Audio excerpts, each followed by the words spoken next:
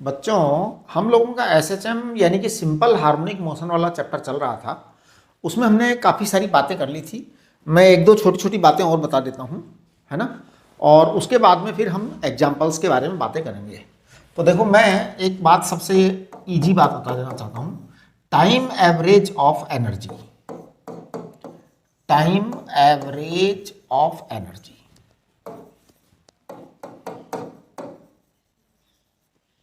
देखो बेटा, time average of energy का मतलब होता है कि काइनेटिक एनर्जी का average with respect to time और पोटेंशियल एनर्जी का average with respect to the time. ये दोनों मैं आपको बता देना चाहता हूँ। एक्चुअल में काइनेटिक एनर्जी का एवरेज और पोटेंशियल एनर्जी का एवरेज टाइम के रेस्पेक्ट में बड़ा ही सिंपल आता है। टाइम के रेस्पेक्ट में क्या आता है इसका average? Maximum plus minimum divided by 2 आता है, यानी half M omega square A square plus 0 divided by 2। आप ध्यान दीजिए, आपको मैक्सिमम काइनेटिक एनर्जी हमने पढ़ाई थी, मैक्सिमम काइनेटिक एनर्जी पढ़ाई थी हाफ एम ओमेगा स्क्वायर ए स्क्वायर, है ना। और मैक्सिमम पोटेंशियल एनर्जी भी यही पढ़ाई थी, हाफ एम ओमेगा स्क्वायर ए स्क्वायर। इसमें हमने 2 से डिवाइड करना है। 2 से डिवाइड करेंगे तो क्या हो जाएगा? 1/4 हो जाएगा। ये that is 1/4 k A square, time average आएगा ये। अच्छा, इसी तरीके से टाइम एवरेज ये भी आएगा, है ना, 1/4 के ए स्क्वायर। सवाल ये उठता है कि सर इस टाइम एवरेज का पता कैसे लगाया? ये बड़ा सिंपल काम है। देखो, टाइम एवरेज का पता लगाने का तरीका बता रहा हूं मैं। अगर आपका x बराबर ए साइन ओमेगा टी था, अगर आपका x बराबर ए साइन ओमेगा टी था, तो v बराबर क्या था? dx upon d T. dx upon d T क्या आया था? ए ओमेगा कॉस ओमेगा टी, ऐसा आया था, है ना। ये v था। तो हमारी काइनेटिक एनर्जी का फॉर्मूला क्या आया था? काइनेटिक एनर्जी का फॉर्मूला आया था हाफ एम वी स्क्वायर। तो हाफ एम ओमेगा स्क्वायर ए square cos square omega T, ये था बेटा, ये आपका टाइम था। अब हम इसका एवरेज निकालेंगे। देखिए, काइनेटिक एनर्जी है ये, है ना। काइनेटिक एनर्जी का एवरेज निकालेंगे, टाइम एवरेज, टाइम के रेस्पेक्ट में एवरेज। तो ध्यान दीजिए, average of the kinetic energy with respect to time, है ना। Kinetic energy average with respect to time. तो ये क्या है? आपके पास में ये फॉर्मूला है काइनेटिक एनर्जी का। हम इसका एवरेज निकालेंगे। देखो, हाफ एम ओमेगा स्क्वायर ए स्क्वायर, बेटा ये तो कांस्टेंट क्वांटिटी है, ये आपकी वेरिएबल क्वांटिटी है। एवरेज निकालने में हम क्या करते हैं कि इस वेरिएबल क्वांटिटी को टोटल करते हैं, इंटीग्रेशन करते हैं, क्या? Cos square omega T D T integrate करते हैं और 0 से लेके कैपिटल टी तक इंटीग्रेट करते हैं और उसी रेंज का भाग लगाते हैं t-0 का।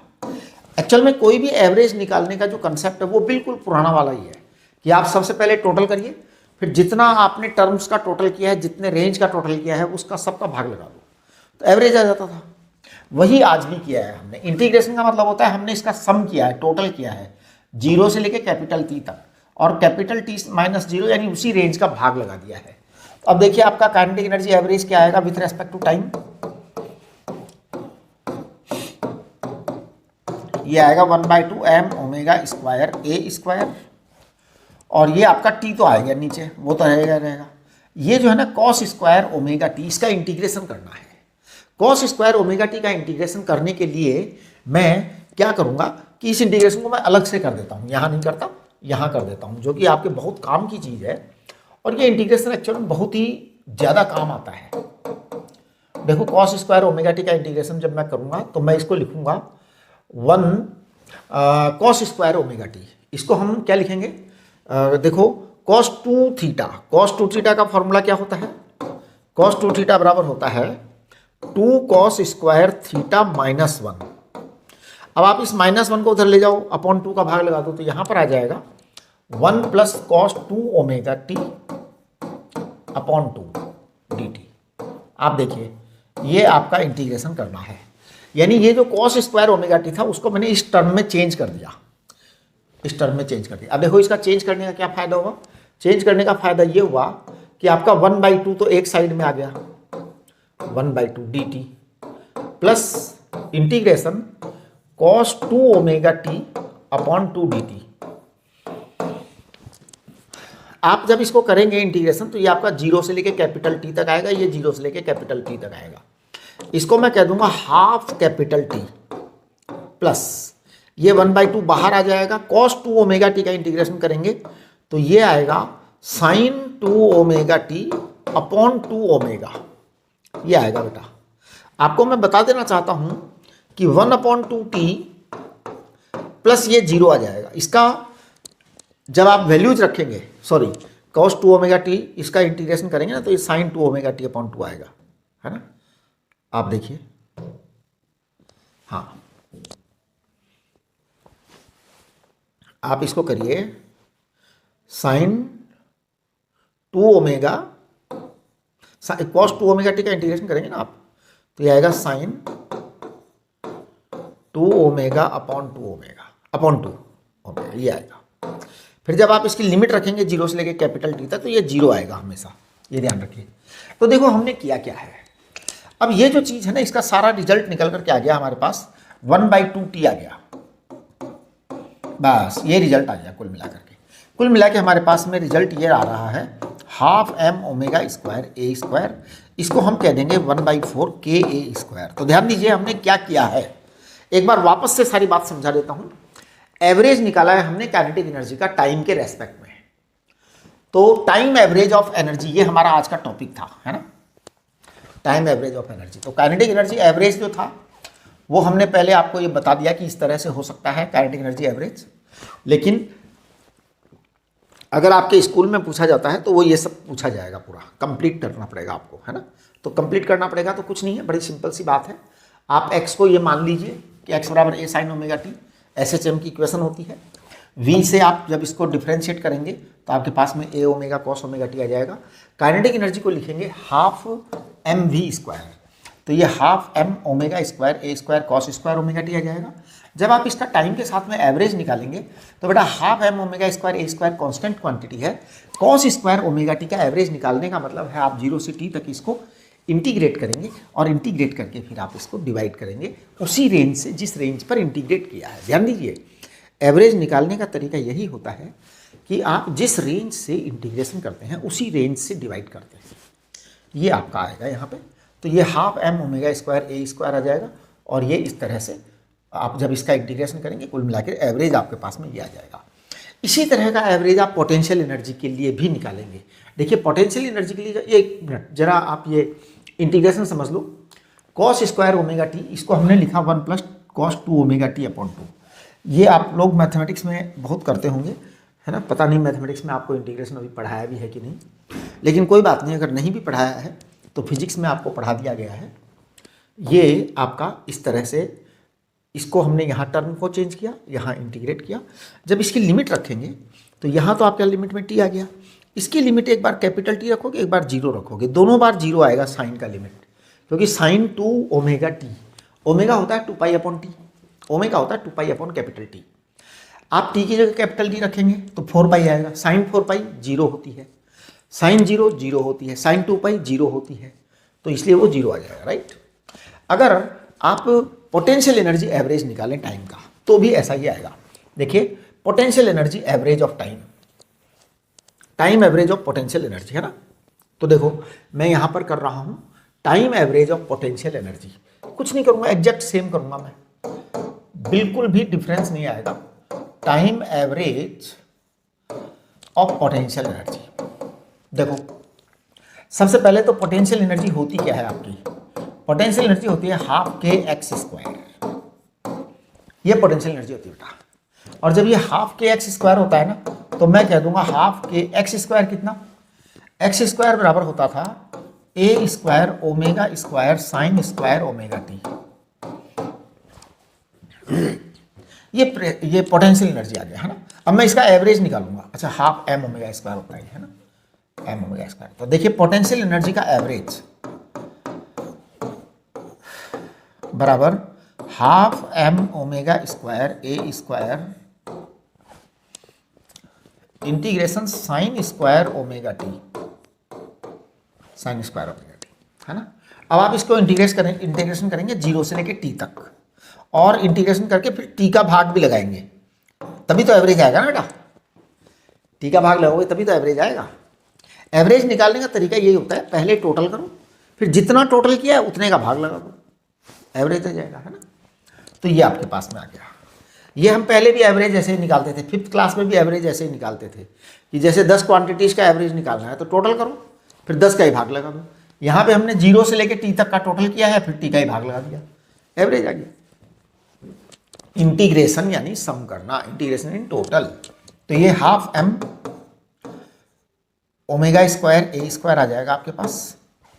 और जब आप इसको करेंगे कंप्लीट आगे तो देखो क्या आएगा आपके पास, ये 1/t तो आएगा ही आएगा। और जब आप इसको लिखेंगे इंटीग्रेशन 0 से लेके टी तक, sign square omega T, sine square omega T को क्या लिखेंगे आप, साइन स्क्वायर ओमेगा टी को लिखेंगे कॉस 2 ओमेगा टी माइनस, एक मिनट जरा, कॉस स्क्वायर ओमेगा टी होता था, कॉस 2 ओमेगा टी क्या होता था, अभी अभी लिखा था 2 cos square omega T minus 1 लिखा था। ध्यान दो, मैं एक बार यहाँ पे आपको दोबारा से बता देता हूँ।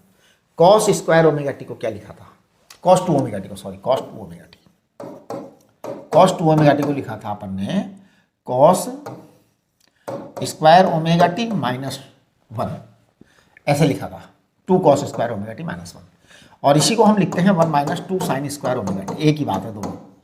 अब यहाँ पर अपने को साइन स्क्वायर ओमेगा टी की वैल्यू चाहिए, तो सोचो कितना आएगा, इधर ले जाओ उधर ले जाओ, तो यहाँ आ जाएगा 1 minus cos 2 omega T upon 2। इस तरह से आपका ये आ जाएगा। जब आप इसको इंटीग्रेट करेंगे तो आपके पास में आएगा हाफ एम ओमेगा स्क्वायर ए स्क्वायर, और आप इसको 1/t लिख देंगे, यहाँ लिख देंगे 1/2t। कुल मिलाकर के आपके पास में 1/4 एम ओमेगा स्क्वायर ए स्क्वायर आ गया। इसका मतलब 1/4 के ए स्क्वायर आ गया। कुल मिला के पता है क्या बात है, बात बड़ी सिंपल सी है। अगर हम टाइम एवरेज के बारे में बात करें, 1/4 है ये, सॉरी, है ना। तो if you consider time average of energy, है ना, तो मैं यहाँ पर एक लाइन लिख देना चाहूँगा, बहुत ही इंपॉर्टेंट लाइन है ये, वेरी वेरी वेरी इंपॉर्टेंट। ये मैं सारे रिजल्ट को एकदम निचोड़ करके एक लाइन में लिख दे रहा हूँ, है ना। ध्यान दो, if we consider time average of energy, ध्यान दो, if we consider time average of energy, तो बेटा time average of energy consider करेंगे ना, तो जो काइनेटिक एनर्जी का एवरेज है वही एवरेज पोटेंशियल एनर्जी का आएगा, सेम, और वो आएगा आपका half of the kinetic energy maximum, और वही आपका आएगा half of the potential energy maximum. आप बात को समझिए, वो आएगा आपका 1/4 m omega square A square, and it is equal to 1/4 k A square. आप इस बात को पकड़ने की कोशिश करें, मैक्सिमम काइनेटिक एनर्जी जो होती है, मैक्सिमम काइनेटिक एनर्जी वो होती है हाफ एम ओमेगा स्क्वायर ए स्क्वायर, ये मैक्सिमम काइनेटिक एनर्जी होती है। मैक्सिमम पोटेंशियल एनर्जी जो होती है वो होती है हाफ के ए स्क्वायर, ये मैक्सिमम पोटेंशियल एनर्जी होती है, इसलिए वो उसका आधा होता है ना। और जो एवरेज है वो हमने बाकायदा निकाला है, कैलकुलेट किया है ना, इंटीग्रेशन करके और कंप्लीट करके कैलकुलेट किया। ये तो टाइम एवरेज हो गया। एक्चुअल में टाइम एवरेज वाली जो बात है ना, ये आपके स्कूल वाले पूछते हैं बहुत ज़्यादा, है ना, वो पूरा निकलवा के पूछते हैं, कहते हैं ऐसे बताओ ऐसे बताओ ऐसे बताओ, है ना। हाँ, लेकिन जो है ना एक एवरेज और होता है, वो होता है पोजीशन एवरेज। वो आपके कंपटीशन में पूछा जाता है, स्कूल में नहीं पूछते हैं, जनरली नहीं पूछते, कोई स्कूल वाले पूछ लेते हैं, है ना, कोई टीचर जो है पढ़ाते भी हैं तो पूछ लेते हैं स्कूल वाले। वो क्या होता है, position average of energy, position average of energy. देखो पोजीशन एवरेज ऑफ एनर्जी में क्या होता है कि हम पोजीशन का एवरेज निकालते हैं बेटा, पोजीशन का एवरेज निकालते हैं। कैसे निकालते हैं, देखो सबसे पहले काइनेटिक एनर्जी की बात करते हैं। काइनेटिक एनर्जी हमने आपको पढ़ाया हाफ एम वी स्क्वायर, हमने आपको पढ़ाया था हाफ एम ओमेगा स्क्वायर ए स्क्वायर माइनस एक्स स्क्वायर। देखो बेटा एक बात सुनो, अब हम पोजीशन एवरेज की बात कर रहे हैं। पोजीशन एवरेज का मतलब हम टाइम की बात नहीं करेंगे, पोजीशन की बात करेंगे, यानी हमारी इक्वेशन में भी पोजीशन आएगी। अब हम इस पोजीशन का एवरेज निकालेंगे। देखो कैसे निकालेंगे, तो मैं निकाल रहा हूं kinetic energy average, average kinetic energy with respect to position, average kinetic energy with respect to x, position के रेस्पेक्ट में एनर्जी निकालूंगी, है ना। तो मैं निकालने जा रहा हूं half M omega square constant quantity है बेटा, इंटीग्रेशन में मैं डाल रहा हूं a square minus x square, इसको मैं इंटीग्रेशन करूंगा डी एक्स के रेस्पेक्ट में, 0 से लेके ए तक की लिमिट लगाऊंगा। कहां से कहां तक की लिमिट लगाऊंगा? 0 से लेके ए तक की। डिवाइड किससे करूंगा? एवरेज निकालने के लिए ए माइनस 0 तक। भैया जहां से आपने लिमिट लगाई है ना, 0 से लेके ए तक की लिमिट लगाई है, आप उसी रेंज से डिवाइड भी कीजिए, तब आपका एवरेज आ जाएगा। तो देखिए क्या हुआ है यहाँ पर ये हुआ है half M omega square common है, क्योंकि कांस्टेंट क्वांटिटी, ये ए माइनस 0 में से ए को भी यहाँ ले आइए आप चुपचाप। अब देखो इंटीग्रेशन कर दीजिए आप यहाँ पर, ए स्क्वायर एक्स का इंटीग्रेशन करिए, माइनस एक्स स्क्वायर का करेंगे तो x square x cube upon 3 आ जाएगा। 0 से लेके ए तक की लिमिट भी लगाइए आप, लिमिट भी लगाइए। जब आप लगाएंगे ना लिमिट और यहाँ पे बाकायदा आप कैलकुलेशन करेंगे तो you will get this thing. Check करना एक बार, आप ए रखेंगे तो ए क्यूब अपॉन 3 और यहाँ पे ए क्यूब अपॉन 3 आ जाएगा, तो 2 ए क्यूब अपॉन 3 आ जाएगा, 2 ए क्यूब अपॉन 3। तो आप ए से ए कट जाएगा, ए स्क्वायर, 2 से 2 कट जाएगा, तो 1/3 एम ओमेगा स्क्वायर ए स्क्वायर, ये आ जाएगा। ठीक है ना, ये काइनेटिक एनर्जी पोजीशन के रेस्पेक्ट में आ गई है 1/3। यहाँ देखेंगे आप कि अलग आया है थोड़ा सा। अब देखो पोटेंशियल एनर्जी एवरेज है ना, position kinetic, position energy, position average of energy, तो मैं पोटेंशियल एनर्जी का निकालूंगा average, potential energy average with respect to x. तो देखो बेटे, आपकी जो पोटेंशियल एनर्जी होती है उसका फार्मूला होता है हाफ के एक्स स्क्वायर। अब मैं इसको इंटीग्रेट करूंगा 0 से लेके ए तक, और भाग भी उसी का लगाऊंगा, जिसका इंटीग्रेशन किया उसको सब्ट्रैक्ट करके upper limit minus lower limit का भाग लगाएंगे, है ना, क्योंकि उसको रेंज कहते हैं हम, कि हमने इस रेंज तक इंटीग्रेशन किया है के अपॉन ए। बेटा एक्स स्क्वायर का इंटीग्रेशन करेंगे तो एक्स क्यूब अपॉन 3 आएगा, एक्स क्यूब अपॉन 3 आएगा। आप देखेंगे कि तो ये आ जाएगा आपके पास में, 0 से लेके ए तक की लिमिट लगाइए आप, तो ये आ जाएगा 1/6 के ए स्क्वायर। आप एक बार चेक करो, हाँ 1/6 के ए स्क्वायर आ जाएगा। कुल मिला के हमारे पास में अगर हम पोजीशन एवरेज को कंसिडर करते हैं, है ना, तो एक रिजल्ट अलग से निकल करके आता है। तो देखिए, if we consider position average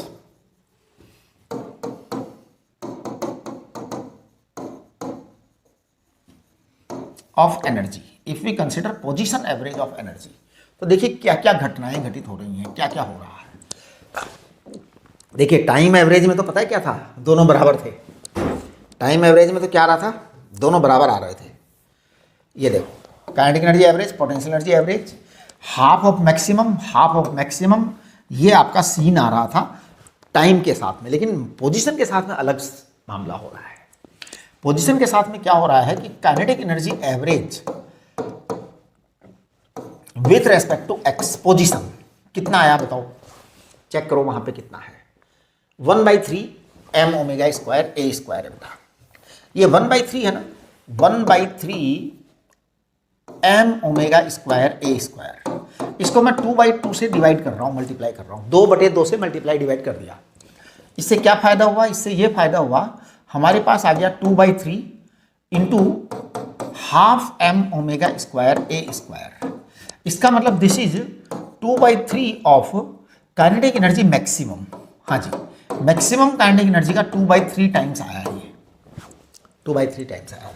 अगर मैं पोटेंशियल एनर्जी एवरेज की बात करता हूं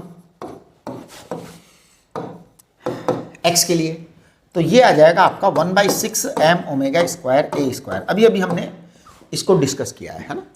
अब 1/6 को मैं लिख देता हूं यहां पे 1/3 इंटू 1/2 एम ओमेगा स्क्वायर ए स्क्वायर। अगर मैंने ऐसा लिख दिया है तो ये आ रहा है आपका 1/3 इंटू काइनेटिक एनर्जी या पोटेंशियल एनर्जी मैक्सिमम, एक ही बात हो, पोटेंशियल एनर्जी और काइनेटिक एनर्जी मैक्सिमम की वैल्यू तो सेम ही होती है बेटा, हाफ एम ओमेगा स्क्वायर ए स्क्वायर। आपके पास में ये आ गया। देखिए आप एम ओमेगा स्क्वायर को क्या लिखते हैं, हमेशा के लिखते हैं, रीस्टोरिंग फोर्स कांस्टेंट, है ना। अच्छा, मैं आपको एक छोटी सी बात और बता देना चाहता हूं, वो बता देना चाहता हूं frequency of energy. Frequency of energy, देखो बेटे, हमने फ्रीक्वेंसी ऑफ एनर्जी की बात कर रहे हैं ना, हमने ग्राफ ड्रॉ किए थे। मैंने एक्स और टी का ग्राफ ड्रॉ किया था। अगर मैंने एक्स और टी का ग्राफ साइन बनाया था तो ऐसा बनाया था, साइन कर्व ऐसा बनाया था। मैंने अगर काइनेटिक एनर्जी का और टाइम का ग्राफ बनाया था तो ऐसा बनाया था, kinetic energy and time. Cosine curve बनाया था, अगर ये साइन था तो, है ना, साइन था तो काइनेटिक एनर्जी का कोसाइन कर्व बनाया था।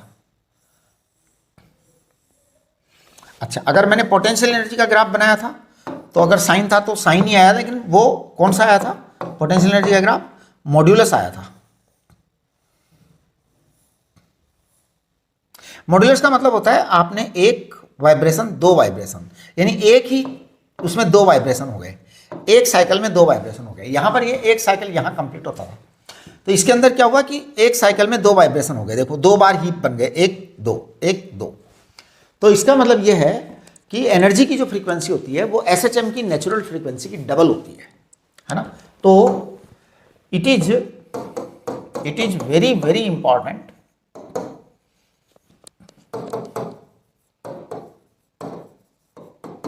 it is very very important to note down, it is very very important to note down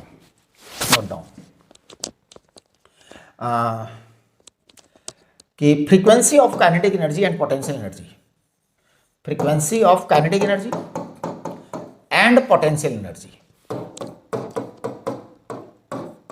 is double और ट्वाइस ऑफ, है ना, डबल और twice of natural frequency of SHM.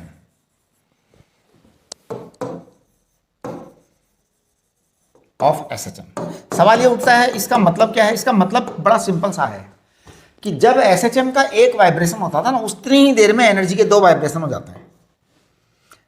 Minimum, maximum, minimum, एक vibration, फिर यहाँ पे maximum, फिर minimum, दूसरा वाइब्रेशन, और ये यहाँ पे एक ही वाइब्रेशन हुआ कंप्लीट। तो ये थोड़ा सा जो है ना समझ लीजिए आप कि एनर्जी के साथ में ये इस तरह से हो रहा है कि अगर मैं एक साथ ग्राफ एक में ही बनाऊं तो ये आपका एक वाइब्रेशन हुआ था एक्स का, राइट। अच्छा, जबकि एनर्जी का जो वाइब्रेशन आएगा वो इसके अंदर एक तो आ ही गया, एक और यहीं आ जाएगा। कुल मिला के ये दो वाइब्रेशन हो गए इसी के अंदर। ये थोड़ा सा ग्राफ जो है ना मैं एक बार अच्छे से बना दूं।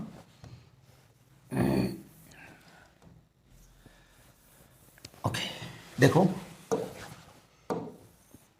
जैसे ये मान लो आपका x था और ये मान लो, तो ये क्या होगा, एनर्जी का जो ग्राफ आएगा ना वो इसी तरह से आएगा। मैं थोड़ा सा इसको ऊंचा उठा के बना देता हूँ, है ना, जिससे समझ में आ जाए। तो यानी इसके दो वाइब्रेशन हो गए, इसका एक वाइब्रेशन यहाँ तक होता है और एनर्जी के दो वाइब्रेशन हो जाते हैं यहाँ तक, ठीक है। एनर्जी में क्या नेगेटिव आएगा ही नहीं कभी, एसएचएम की एनर्जी में कभी नेगेटिव नहीं आएगा। एसएचएम की एनर्जी, काइनेटिक एनर्जी हमेशा पॉजिटिव होगी, पोटेंशियल एनर्जी हमेशा पॉजिटिव होगी, ये एसएचएम की बात है, राइट। चलिए अब हम बात करेंगे examples of simple harmonic motion. आप तैयार हो जाइए, बहुत इस चैप्टर का असली जो है ना रूप यहीं पर है, examples of simple harmonic motion.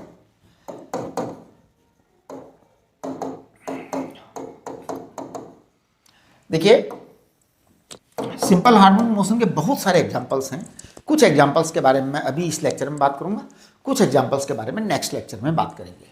सबसे पहला और जो सबसे मोस्ट इंपॉर्टेंट एग्जाम्पल है वो है simple pendulum.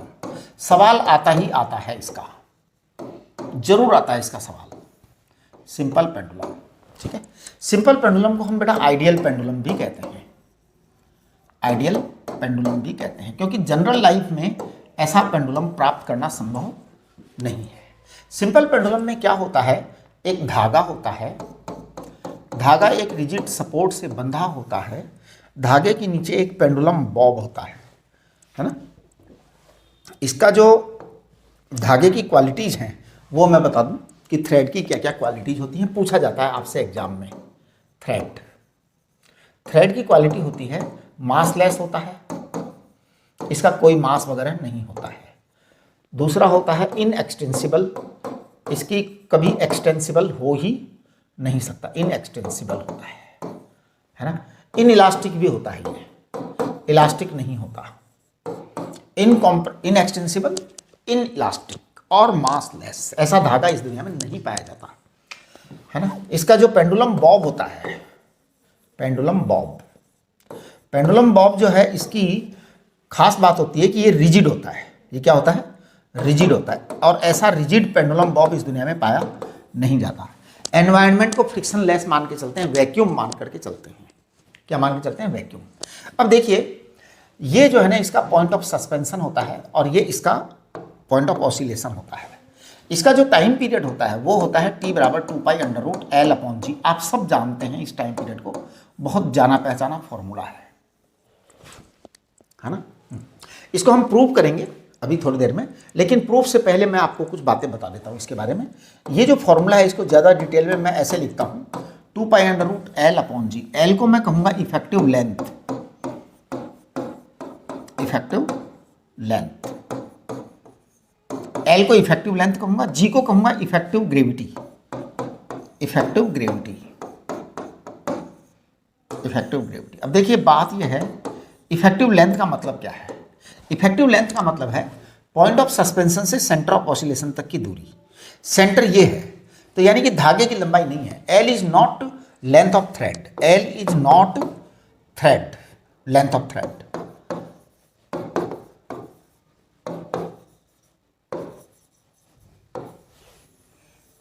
L is not length of thread, thread length of thread नहीं है L। इफेक्टिव लेंथ है और ये इफेक्टिव ग्रेविटी है। करेक्ट। ये आपके पास में आ गया कि जो है ना, ये इसका फॉर्मूला आपको समझा दिया कि आपको यहाँ से लेके यहाँ तक नापना है और G इफेक्टिव लेना है हमेशा। जितना भी इफेक्ट होगा, नेट होगा, वो लेना है आपको।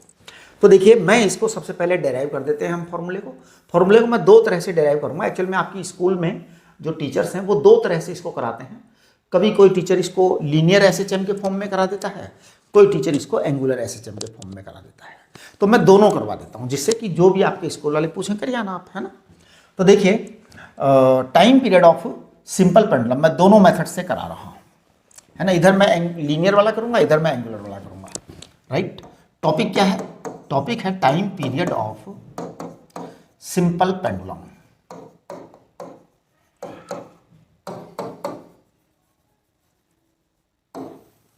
तो देखिए आप, time period of simple pendulum, यहाँ से हमने एक पेंडुलम को लटकाया। जब इस पेंडुलम को यहाँ से लटकाया गया तो ये पेंडुलम एकदम शांत था। थोड़ी देर में इस पेंडुलम को हम यहाँ ले गए तो ये एंगल थीटा से हमने इस पेंडुलम को थोड़ा सा एंगुलर डिस्प्लेसमेंट दे दिया। This angular displacement theta is very small, इसको हम कहेंगे x। ये जो डिस्प्लेसमेंट है ना, इसको हम x कहेंगे और वो थीटा है बेटा, ठीक है। ओके, यहाँ जब ये आ गया है तो यहाँ आने के बाद इसका जो वेट है mg इधर एक्ट करेगा, mg इधर एक्ट करेगा, और mg जब इधर एक्ट करेगा तो mg साइन थीटा इधर एक्ट करेगा, सॉरी mg कॉस थीटा इधर एक्ट करेगा, है ना। mg कॉस थीटा इधर एक्ट करेगा और mg साइन थीटा इस डायरेक्शन में एक्ट करेगा। आप mg कॉस थीटा को देखिए, mg साइन थीटा को देखिए। इस mg के हमने दो कंपोनेंट कर दिए, एक mg कॉस थीटा कर दिया, एक mg साइन थीटा कर दिया। आप बताइए कि वो which one is restoring force? Natural है कि mg sine theta will try to bring the pendulum back to its mean position, so mg sine theta is the restoring force. तो restoring force आ गया है F बराबर what? mg sine theta, mg sine theta. इसको मैं short में ऐसा लिख सकता हूं कि it is equal to mg theta. Restoring है इसलिए माइनस का साइन लगा दो, रीस्टोरिंग है तो माइनस का साइन लगा दो। अब देखिए, इसको मैं बोल दूंगा F equal to minus mg theta. अब थीटा को मैं लिख दे रहा हूं x upon l, l is the length of thread, arc upon radius, x upon l। कुल मिला के आपके पास में F बराबर आ गया है minus mg upon l into X. आ गया ना? हाँ, जब आपके पास में ऐसा आ गया है तो मैं कहूँगा F is the restoring force. F is minus mg upon l into x. बेटा F को आप क्या लिखेंगे? F को लिखेंगे m into d2x upon dt square. आप चेक करो, m से आपका m कट जाएगा। कुल मिलाकर के मैं इसको लिख देना चाहूँगा ऐसा, d2x upon dt square plus m ji upon L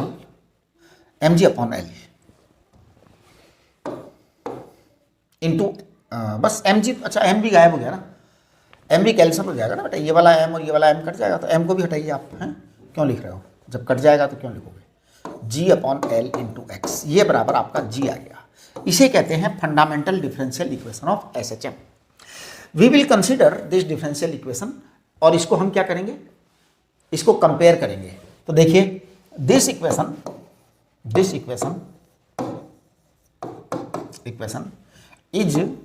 is if compared with this equation is if compared with fundamental differential equation of SHM, fundamental differential equation of SHM।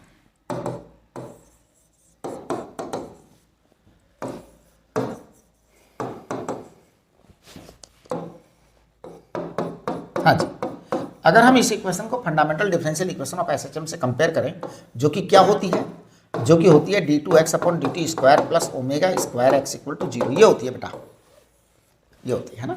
अब हम इसको कंपेयर करेंगे तो देखिए ओमेगा स्क्वायर आपका g upon L आ रहा है, तो ओमेगा स्क्वायर आ गया आपका g अपॉन एल, इसलिए ओमेगा क्या आ जाएगा, ओमेगा आ जाएगा अंडर रूट जी अपॉन एल, है ना बेटा। अच्छा ओमेगा क्या कहते हैं, ओमेगा कहते हैं 2 पाई अपॉन टी, आपका देखो टाइम पीरियड आ गया, तो टाइम पीरियड आपका आ जाएगा 2 pi under root L upon G, है ना।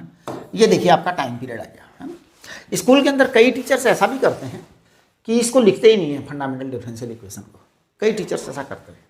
तो पता है क्या करते हैं, वो एफ इक्वल टू माइनस के एक्स से ही कर देते हैं। आपका ये क्या आया था, एफ माइनस ये आया, इसके बाद में वो अगला स्टेप पता है क्या करते हैं, सीधा ऐसे कर देते हैं, सीधा ऐसे कर देते हैं, एफ बराबर माइनस के एक्स, आपका के आ गया M G upon L.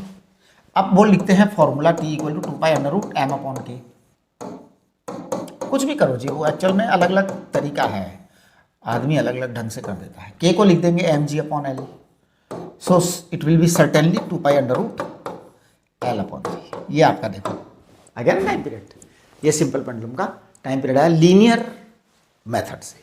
Angular method से भी कई लोग करते हैं, देखिए एंगुलर मेथड से कैसे आएगा टाइम पीरियड, है ना।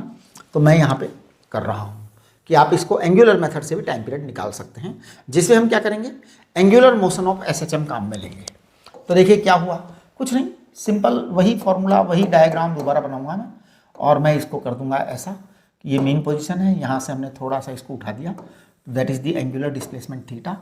अब देखो बेटे ये एम जी है, ये एंगल थीटा था, है ना, हमने यहाँ से इसको थीटा कंपोनेंट लिया तो वो एम जी कॉस थीटा आ गया, हमने थीटा कंपोनेंट इसको लिया तो ये एम जी साइन थीटा आ गया, है ना, एम जी साइन थीटा आ गया, है ना। बिल्कुल वैसे ही किया है, अभी थोड़ी देर पहले किया था ना, जैसे देखो ये रखा, कुछ भी नहीं है डिफरेंस, अभी तक बिल्कुल वैसा का वैसा है। M g sine theta is restoring force, है ना, तो m g sine theta is restoring force, तो मैं कहूँगा रीस्टोरिंग फोर्स इज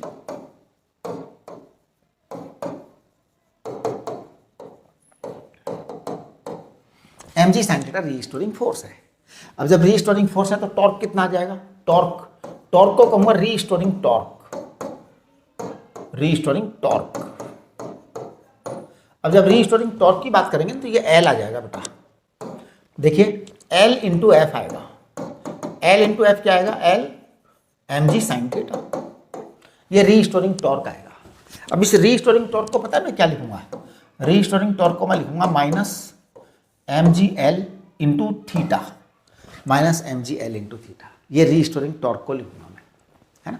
फिर इसको मैं लिख दूंगा आई एल्फा, इसको लिख दूंगा आई एल्फा। तो देखिए टॉर्क बराबर मैं लिख दूंगा minus m g l theta. What this minus sign indicates, minus sign indicates that restoring torque is always against the displacement, तो इसलिए वो माइनस आएगा ही आएगा। और आई को क्या लिखेंगे, आई को लिखेंगे एम एल स्क्वायर एल्फा। ध्यान दो ये आई बेटा एम एल स्क्वायर होगा, इसका मास है यहाँ पर, डिस्टेंस वो है, इस एक्सिस के अबाउट आएगा m l square, moment of inertia, है ना। तो ये आ जाएगा minus m g l theta, और ये है एम एल स्क्वायर, एल्फा को लिख दूंगा d two theta upon d t square. सभी बच्चे इसको चेक करें, एल्फा को मैंने d two theta upon d t square लिखा है, ठीक है ना। तो now I can write like this, d2 theta upon dt square, check करो चेक करो चेक करो, एक l से एक l कट जाएगा, एक m से एक m कट जाएगा, जरा आप चेक करना, g upon l into theta आ रहा है बेटा, है ना। It is the fundamental differential equation of angular SHM। It can be compared with, है ना, if we compare with d2 theta upon dt square plus omega square theta equal to 0, तो सोचो ये आपका ओमेगा स्क्वायर आएगा, है ना।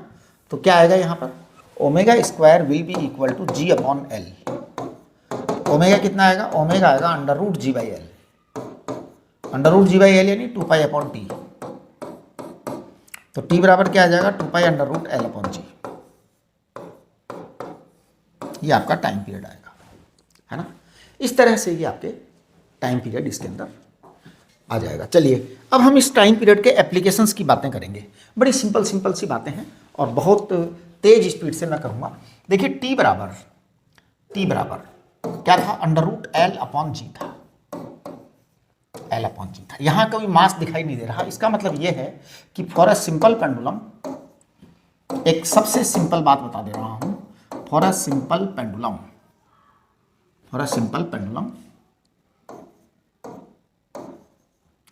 T does not depend upon mass, T does not depend upon mass। एक तो ये वाली बड़ी ही इंपॉर्टेंट बात है, मास से कोई लेना देना नहीं है जी। मास कम हो ज़्यादा हो, टाइम पीरियड मास पे डिपेंड करेगा ही नहीं।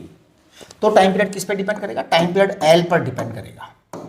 और टाइम पीरियड किस पे डिपेंड करेगा, time period under root 1 upon under root G पर डिपेंड करेगा, है ना।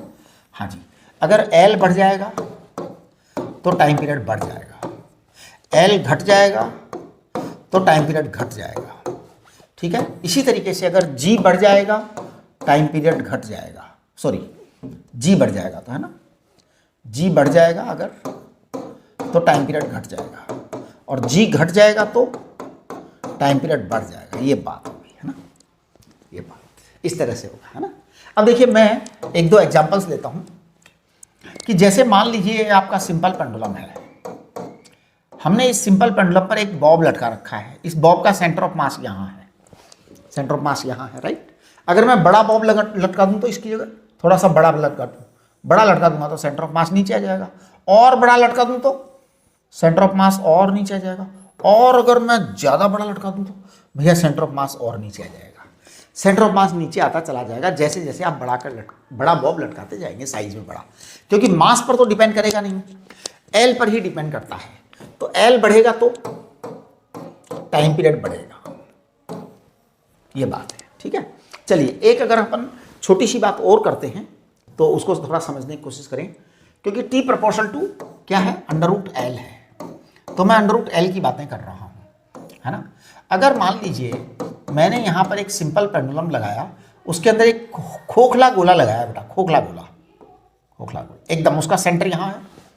अगर इस खोखले गोले में मैंने कोई लिक्विड भर दिया, इस खोखले गोले में मैंने कोई लिक्विड भर दिया, खोखले गोले में हमने लिक्विड भर दिया है, खोखले गोले में हमने लिक्विड भर दिया है।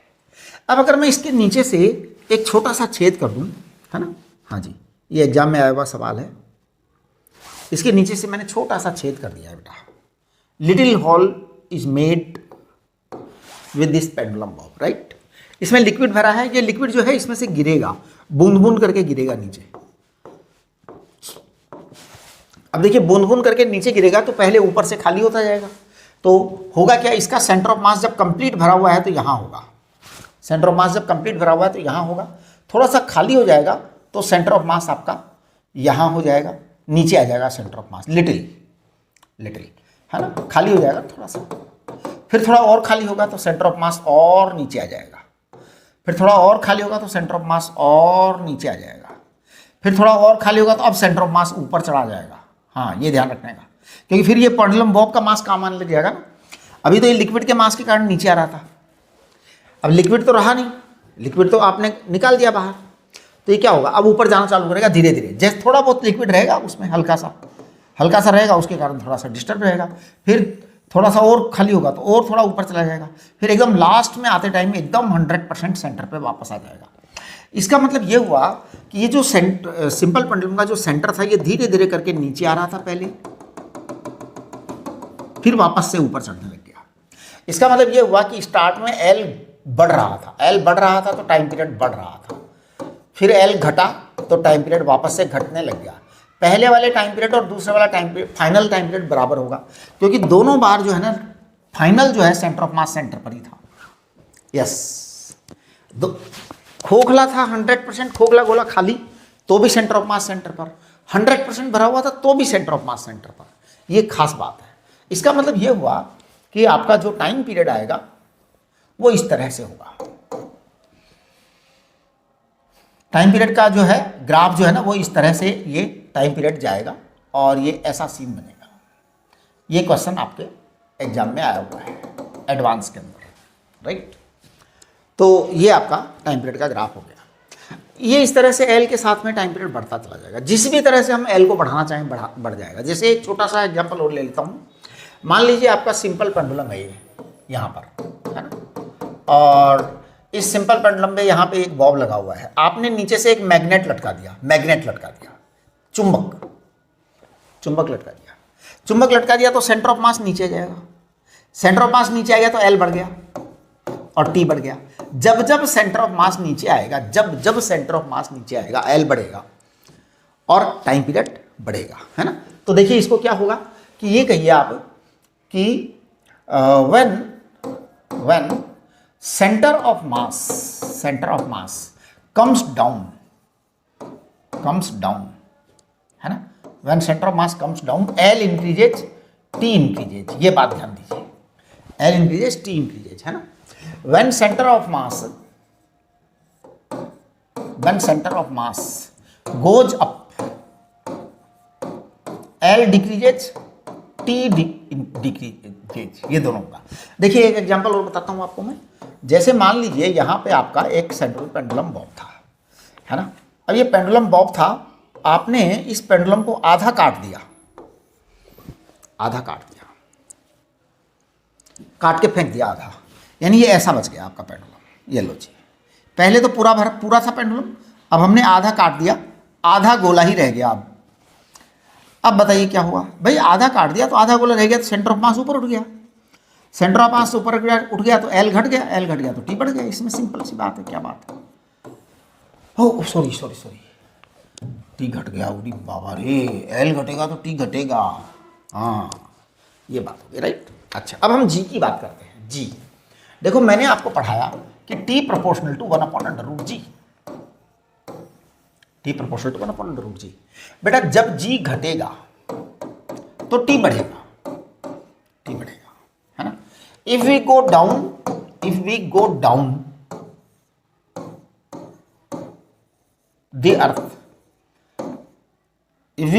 The earth, deep within the earth, है ना। तो अगर हम अर्थ पर जाते हैं, गहराई में डाउन जा रहे हैं, देन जी डिक्रीजेज तो टाइम पीरियड बढ़ेगा। If we go up from earth से ऊपर जा रहे हैं तो भी जी घटेगा और टाइम पीरियड बढ़ेगा, है ना। हाँ जी। एट सेंटर ऑफ अर्थ, अगर हम अर्थ के सेंटर पर पहुंच जाएं तो सेंटर ऑफ अर्थ पर जी कितना होता है? सेंटर ऑफ अर्थ पर जी 0 होता है। सेंटर ऑफ अर्थ पे जी 0 होता है। जब सेंटर ऑफ अर्थ पर जी 0 होगा तो टाइम पीरियड इन्फिनिटी हो जाएगा। टाइम पीरियड कितना हो जाएगा? इन्फिनिटी हो जाएगा। सेंटर ऑफ अर्थ पर जी 0 होगा तो टाइम पीरियड इन्फिनिटी हो जाएगा, राइट। अच्छा जी, अब ध्यान दीजिए, अगर हम मून पर चले गए तो एट मून पर जाएंगे तो आपका जी जो है ना कम होता है मून पर, टाइम पीरियड बढ़ जाएगा। अर्थ पर ज़्यादा होता है जी, अर्थ पर ज़्यादा होता है, मून पर कम होता है। जब जी कम होगा तो टाइम पीरियड बढ़ जाएगा। देखिए अगर हम एक लिफ्ट में हैं, तो लिफ्ट में क्या होगा कि लिफ्ट, अगर मान लीजिए लिफ्ट के अंदर आपने एक पेंडुलम लगा रखा है, लिफ्ट रेस्ट पर है, चल नहीं रही है, तो एट रेस्ट आपका जो टाइम पीरियड आएगा वो आएगा 2π√L/G, 2π√L/G, यही आएगा टाइम पीरियड, राइट। अगर आपकी लिफ्ट रेस्ट पर है तो, है ना, if lift moving with constant speed, है ना, if lift is moving up और डाउन, कैसे भी हो जी, मूविंग अप और डाउन, अप और डाउन विथ कांस्टेंट स्पीड, ध्यान दीजिए with constant speed, with constant speed. अगर स्पीड कांस्टेंट है तो आपका ए जीरो आएगा, ए जीरो आएगा तो टी कितना आएगा, टी आपका यही रहेगा 2 pi under root L upon G ही रहेगा, right. If lift goes up with acceleration A, if lift goes up with acceleration A, अगर लिफ्ट ऊपर जा रही है, अगर लिफ्ट ऊपर जा रही है विथ एक्सेलरेशन ए, एक्सेलरेशन ए से ऊपर जा रही है, तो टाइम पीरियड क्या होगा, टाइम पीरियड आएगा 2 pi under root L upon ji plus A. ऊपर जा रही है ना बेटा, लिफ्ट ऊपर जा रही है तो शूडो फोर्स नीचे लगेगा, शूडो फोर्स नीचे लगेगा तो जी प्लस ए आएगा, है ना, okay. If lift goes down, if lift goes down with acceleration a, then time period क्या आएगा, T equal to 2 pi under root L upon ji plus a, g minus a, sorry नीचे जा रहा है ना तो जी माइनस ए आएगा, यानी कि टी बढ़ जाएगा। ध्यान दीजिए लिफ्ट गोज अप तो जी प्लस ए आया तो टाइम पीरियड क्या हो गया, यहाँ पे घट गया, यहाँ पे टी घट गया, और यहाँ पे क्या होगा जी माइनस ए, टाइम पीरियड घट बढ़ जाएगा, राइट। इस तरह से आपका टाइम पीरियड हो गया। चलिए आगे बढ़ते हैं हम जरा। अगर मान लो मैं एक सिंपल पेंडुलम को ट्रेन के अंदर लटका दूं कि suppose a train is going on the rails, है ना, एक ट्रेन बना रहा हूँ बेटा, ट्रेन का डिब्बा देख लो एक बार आप लोग प्लीज, सब लोग बच्चे सब ट्रेन का डिब्बा देखें, ट्रेन का डिब्बा देखोगे आप लोग तो ये ऐसा होगा इसके अंदर। अगर मैं एक्सेलरेशन ए से इसको दौड़ा देता हूँ तो इसकी जो है ना ये सूडो फोर्स इधर की तरफ लगेगा एम ए, और आपका एम जी नीचे की तरफ लगेगा, है ना। रिजल्ट कुछ ऐसा होगा कि ये पेंडुलम थोड़ा सा टेढ़ा हो जाएगा, ऐसे जो सीधा था वो थोड़ा टेढ़ा हो जाएगा, और टेढ़ा होकर यहाँ ऐसे चम करेगा वो, ये मेन पोजीशन आएगी इसकी, और इसका जो रिजल्टेंट फोर्स आएगा वो इन दोनों का रिजल्ट आएगा, किसका, एम ए और एम जी का। तो आपका जो टाइम पीरियड आएगा वो आएगा 2 pi under root L upon G और ए दोनों का रिजल्ट आएगा, जी आपका G square plus A square, क्योंकि दोनों के बीच 90 डिग्री का एंगल है, जी नीचे की तरफ है, ए इधर की तरफ है, एम ए और एम जी में 90 डिग्री का एंगल है, इसलिए आपका इस तरह का रिजल्ट आएगा। अगर आपका जो है ना ये ट्रेन जो है वो अगर सर्कुलर ट्रैक पर चल रही हो, if circular motion, if circular motion, circular motion, if circular motion on radius capital R with speed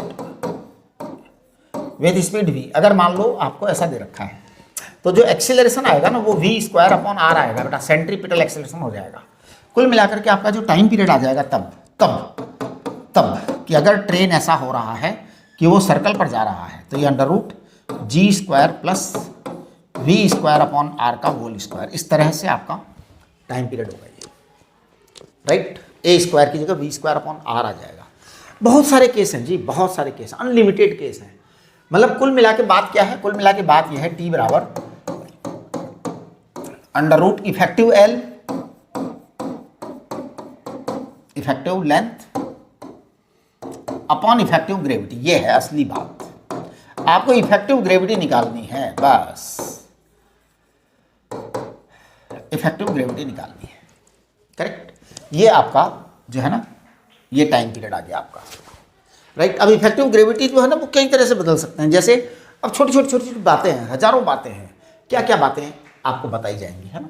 देखो अगर मान लो ये पेंडुलम बॉब है, अगर ये पेंडुलम बॉब है, यहाँ पर आपका पॉजिटिव चार्ज रख दिया, यहाँ एक पॉजिटिव चार्ज रख दूँ तो क्या होगा, ये पॉजिटिव तो ये पॉजिटिव इसको रिपेल करेगा तो यहाँ पे फोर्स उल्टा ऊपर की तरफ लग जाएगा, जी नीचे की तरफ, तो जी माइनस ए हो जाएगा, कुछ घटेगा कुछ घट जाएगा, यानी कि जी कम हो गया, इफेक्टिवली जी कम हो गया, क्योंकि ये फोर्स नीचे लगा और ये फोर्स ऊपर लगेगा, है ना। अच्छा अगर मान लो आपका ये पेंडुलम बॉब है, हमने इसको यहाँ पे पॉजिटिव चार्ज दिया और यहाँ नीचे नेगेटिव चार्ज रख दिया, अब ये नेगेटिव चार्ज इसको क्या करेगा, अट्रैक्ट करेगा। देखो धरती माता तो इसको अट्रैक्ट कर ही रही थी, तो जी भी नीचे की तरफ था, ये एक्सेलरेशन भी नीचे की तरफ लग गया, जी प्लस ए हो गया, तो आपका जी बढ़ गया है। जी बढ़ गया है तो यहाँ पर जो टी घटा था टाइम पीरियड बढ़ गया था, यहाँ पर जी बढ़ गया टाइम पीरियड घट जाएगा, है ना। नेट फोर्स अगर नीचे की तरफ बढ़ गया तो इसका मतलब इफेक्टिव जी ज़्यादा हो गया, टाइम पीरियड कम हो जाएगा। अगर आपका इफेक्टिव जी कम हो गया टाइम पीरियड बढ़ जाएगा। ये आपके सोचने पर डिपेंड करता है कि how beautifully you are thinking, है ना, कितना ब्यूटीफुली आप सोच रहे हैं, कितना दिमाग लगा के आप सोच रहे हैं, आपका जवाब उतना ही अच्छा आएगा। ओके चलिए, अब जैसे मान लो आपने सिंपल पेंडुलम को अगर पानी के अंदर आपने डाल दिया तो नेचुरली कि बॉयंसी फोर्स लगेगा, है ना। बॉयंसी फोर्स लगेगा तो क्या होगा, बॉयंसी फोर्स ऊपर की तरफ लगेगा, धरती माता का फोर्स नीचे की तरफ लग रहा है, तो नेट फोर्स कम हो गया, है ना। तो जी डिक्रीज हो गया, जी डिक्रीज हो गया, जी डिक्रीज हो गया, टाइम पीरियड आपका इंक्रीज हो जाएगा, राइट। वो कुछ भी दे सकते हैं आपको, कैसे भी करवा सकते हैं, मतलब कोई नियम नहीं, पता नहीं क्या सिचुएशन बना के पैदा करेंगे वो, है ना। वो एक सीन खड़ा कर देंगे, इधर है इधर है इधर है।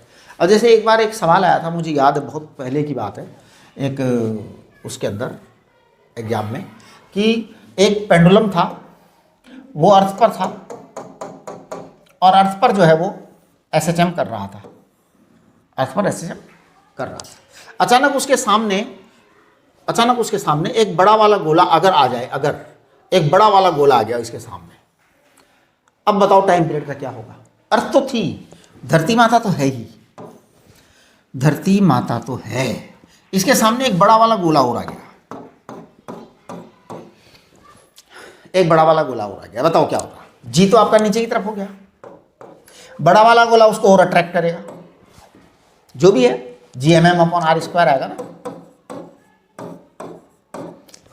धरती माता के कारण तो एम जी है, ये फोर्स और आ गया, तो दोनों का टोटल फोर्स बढ़ जाएगा, नेट जी बढ़ गया, नेट जी बढ़ गया तो टाइम पीरियड कम हो जाएगा। हाँ, ये बड़ी जोरदार बात है, बड़ी ही जोरदार बात है। तो चलिए इस तरह से हो जाता है। चलिए अब हम बात करेंगे कि simple pendulum in a liquid, simple pendulum in a liquid. देखो बेटा, मैं इसके अंदर बाकायदा इसकी वैल्यू कैलकुलेट करूंगा। तो ये आपका सिंपल पेंडुलम है, ये पेंडुलम बॉब है बेटा, है ना। तो मैं यहाँ पे कुछ बातें लिख रहा हूँ। V is volume of pendulum bob, volume of pendulum bob. Rho is density of pendulum bob,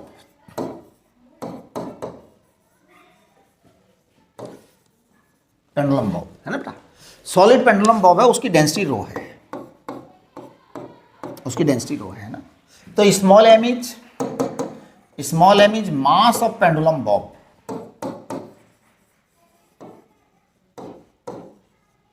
तो मैं कह दूंगा V into rho is the mass, volume into density, है ना। वॉल्यूम आपने पेंडुलम बॉब का V लिया, रो आपने पेंडुलम का डेंसिटी लिया, mass of the pendulum Bob V into रो हो जाएगा, कोई डाउट ही नहीं इसमें। इसको अब हम एक लिक्विड में डाल दे रहे हैं, जिस लिक्विड की डेंसिटी सिग्मा मान लेते हैं।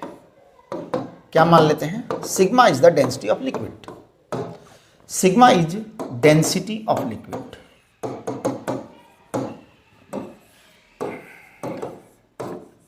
सिग्मा डेंसिटी ऑफ लिक्विड है बेटा। अब देखिए मैं यहां पे दो तीन बातें करूंगा। टू फाइंड इफेक्टिव जी, है ना, कंसेप्ट ये है, टू फाइंड इफेक्टिव जी। हम जी की इफेक्टिव वैल्यू पता लगाएंगे, ठीक है। तो मैं लगा दे रहा हूं। सबसे पहले मैं धरती माता के कारण वेट निकालूंगा एम जी। देखो वेट होता है बेटा एम जी। एम जी कितना होता है? वी रो जी। ये आपका वेट आ गया और डाउनवर्ड आएगा ये, ठीक है। अब मैं बॉयंसी फोर्स निकाल रहा हूं, है ना। तो देखो बॉयंसी फोर्स आएगा F buoyancy is equal to what? V sigma g. Sigma is the liquid density, liquid के कारण बॉयंसी फोर्स लगता है, हमेशा ध्यान रखो। तो ये आपका ये आ जाएगा। नेट डाउनवर्ड फोर्स कितना आएगा?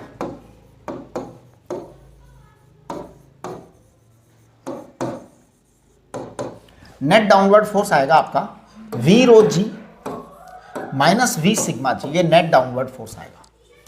जब नेट डाउनवर्ड फोर्स आपके पास में आ गया है तो अब आपके पास में नेट जी आएगा, effective G effective.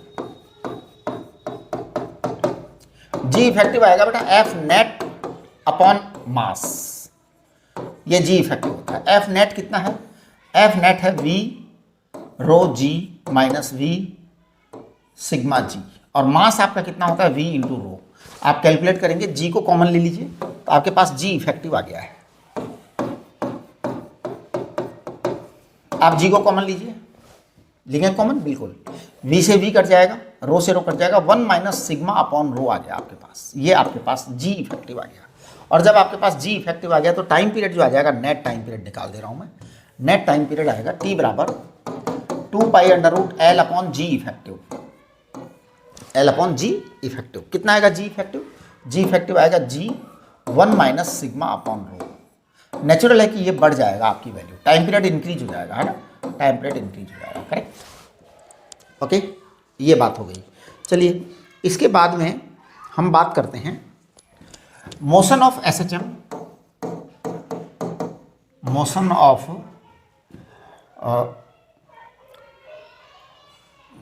A block, motion of a block in a liquid, in a liquid. देखो बेटा, ये आपके पास में एक लिक्विड है, आप थोड़ा समझने की कोशिश करिए। इस लिक्विड की डेंसिटी हम ले लेते हैं सिग्मा, लिक्विड की डेंसिटी क्या ले लेते हैं हम? सिग्मा ले लेते हैं।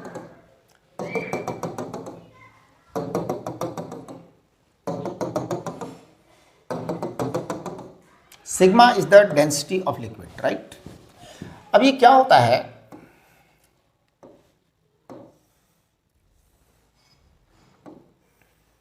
ये आपका ब्लॉक आ गया, क्या आ गया?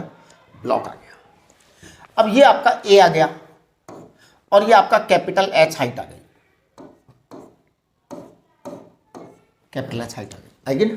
अब आप देखो, जब आपके पास में ए आ गया और कैपिटल एच हाइट आ गया तो इसका टोटल वॉल्यूम कितना है? इसका टोटल वॉल्यूम है ए इंटू एच, ए इंटू एच। अगर मान लो मैं ये वाली जो चीज है ना, इसको मैं स्मॉल एच लिख दूं, अगर मैं स्मॉल एच, है ना, तो small H is height of the block inside the liquid, है ना। तो H is height of the block inside the liquid, ऐसा है, राइट। तो अब बताओ V इन कितना आ जाएगा? वॉल्यूम इन आ जाएगा आपका A into small H, A into small H. मान लीजिए अभी ये बैलेंस्ड है, अभी क्या है? बैलेंस्ड है। तो ध्यान दो, मैं कहता हूं rho is the density of the block and sigma is the density of liquid. ध्यान दीजिए, rho is density of block and sigma is density of liquid. Okay, suppose this time, at present time, this block is in equilibrium position. तो बेटा equilibrium में है ना, in equilibrium upward force will be equal to downward force. तो in equilibrium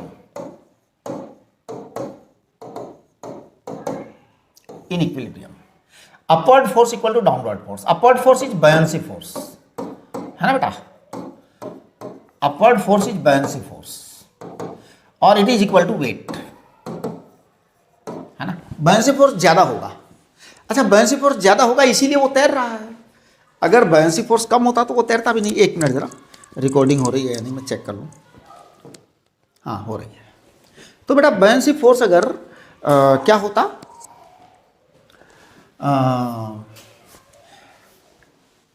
मतलब अच्छा है, इस समय तो बराबर है। अभी हम थोड़ा सा इसको बढ़ाएंगे तब ये कुछ हलचल होगी, गड़बड़ करेंगे। अभी तो इक्विलिब्रियम की बात हो रही है।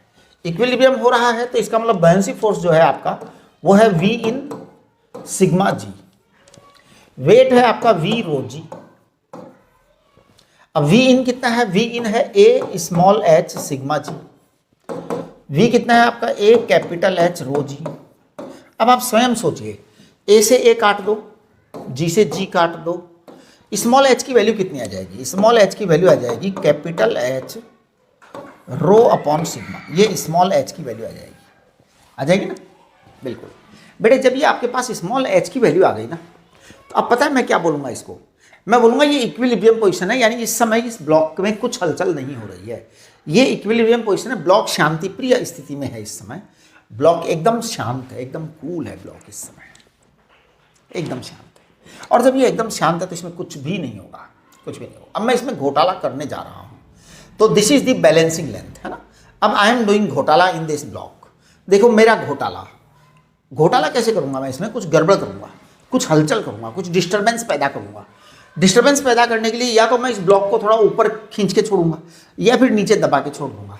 तो हम थोड़ा सा इसको नीचे दबा के छोड़ देते हैं। मान लो मैंने इस ब्लॉक को x नीचे दबा दिया, x नीचे दबा दिया, तो देखो x नीचे दबा दिया ना, तो अब समस्या हो गई, अब एक्स्ट्रा बॉयंसी फोर्स आएगा इसमें, है ना। तो इफ ब्लॉक इज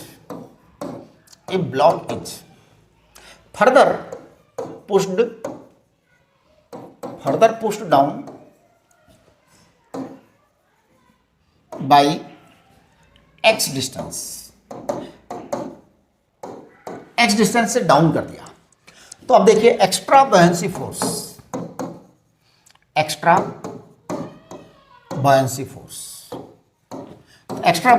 क्या आएगा जी,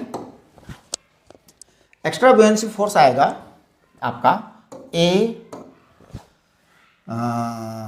एक्स सिग्मा जी, ये एक्स्ट्रा बॉयंसी फोर्स आएगा।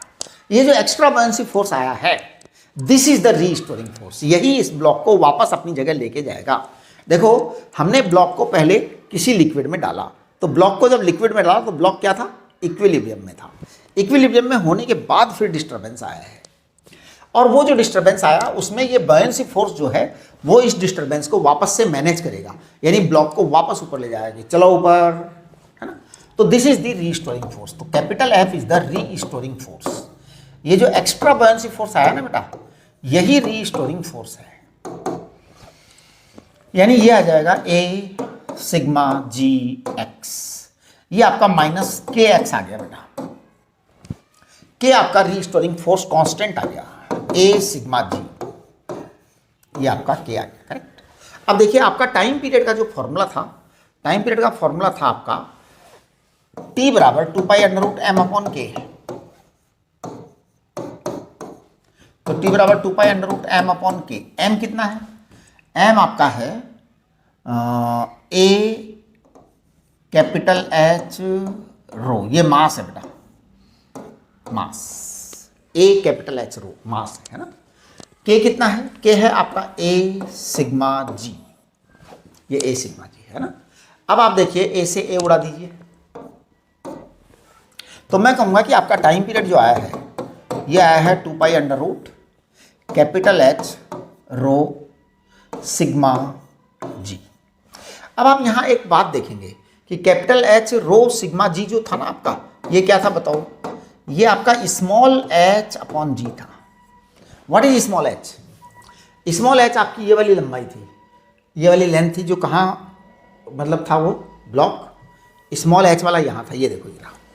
This is the equilibrium dip, this h is equilibrium dip, कि इतना इक्विलिब्रियम में था तब था डूबा हुआ, तो दिस इज इक्विलिब्रियम लेंथ, है ना, इक्विलिब्रियम ड्रॉप या equilibrium depth of block in the liquid, है ना। तो स्मॉल h की वैल्यू आपको पता ही है, स्मॉल h की वैल्यू है capital H rho upon sigma, है ना। हाँ जी, तो ये इक्विलिब्रियम डिप है ब्लॉक का उसके अंदर, करेक्ट। एक छोटा सा एग्जांपल और ले लेते हैं, बहुत सारे एग्जांपल हैं जी, इनफाइनाइट एग्जांपल्स, मैं बहुत सारे लूँगा आपको और बताएंगे, है ना। देखिए ये अगर आपकी धरती माता है, धरती माता को देखो, ये आपका सेंटर है। अगर इस धरती माता को मैं एक सुरंग खोद दूं आर पार, सुरंग टनल, तो if we dig a tunnel across the earth, diameter of the earth, है ना, डायमीटर ऑफ द अर्थ या कोड के लिए भी निकालोगे तो यही आएगा, है ना। तो देखिए टनल अक्रॉस द अर्थ,